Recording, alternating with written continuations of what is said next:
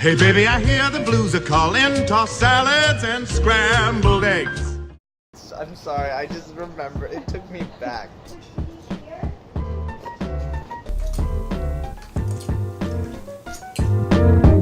Come back when you're in the state that I'm in and say hi to my homeboy Top Ramen.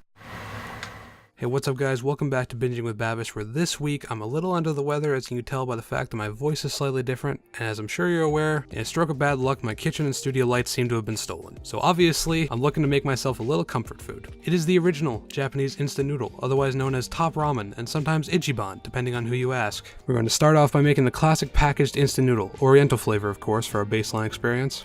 Add the noodles, flavor packet, prerequisite water to a pan before placing it in your brand new Traeger Pro 575 pellet grill at 350 degrees for about 3 to 5 minutes. Alternatively, you could use a stove. Place on medium-high heat and stir occasionally as the noodles get rehydrated and the seasoning turns into a nice broth. You can also stir with chopsticks for added authenticity.